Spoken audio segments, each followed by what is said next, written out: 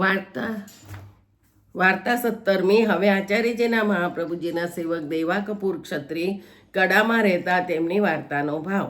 દેવા કપૂર અને દેવા કપૂરની સ્ત્રી બંને યશોદાજીની સખી છે।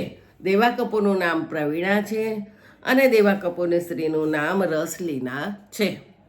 તે દેવા કપૂરના માથે આચાર્યજીએ લલિત ત્રિભંગીજીની સેવા પધરાવી આપી હતી અને તેમણે સ્ત્રી સહિત બહુ દિવસ પર્યંત લલિત ત્રિભંગીજીની સેવા કરી। પછી દેવા કપૂરનો દેહ છૂટ્યો। પછી દેવા કપૂરની સ્ત્રીએ બહુ દિવસ સેવા કરી। કેટલાક દિવસ પછી દેવા કપૂરની સ્ત્રીનો દેહ છૂટ્યો ત્યારે એના સગા સંબંધીઓ એનો અગ્નિ સંસ્કાર કર્યો।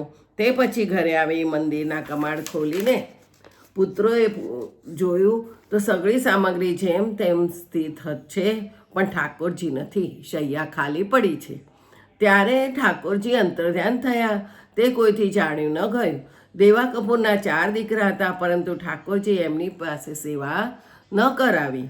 ભાવપ્રકાશ। કેમ કે યદ્યપિ તે સર્વે નામ શ્રી ગોપીનાથજી શ્રી ગુસાઈજીના મોટા ભાઈ પાસે પામ્યું હતું, પરંતુ તેઓ લૌકિક વૈદિક કાર્યમાં આસક્ત હતા, તેથી ઠાકોરજીએ સેવા ન કરાવી। વળી શ્રી ગોપીનાથજીએ જેમણે નામ દીધું તે મર્યાદા માર્ગીય થયા।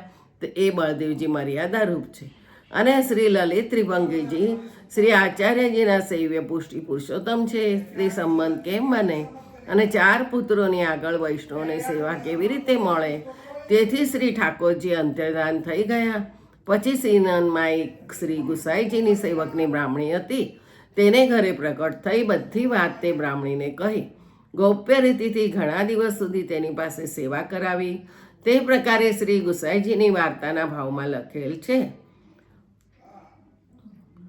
તે દેવા કપૂર અને દેવા કપૂરની સ્ત્રી મહાન ભગવતીય હતા। તેમની વાર્તા ક્યાં સુધી કહીએ? આ વાર્તામાં એ સિદ્ધાંત બતાવ્યો કે દૈવી જીવ વિના ઠાકોરજીમાં સ્નેહ ન હોય અને શ્રી ઠાકોરજી સેવા પણ ન કરાવે।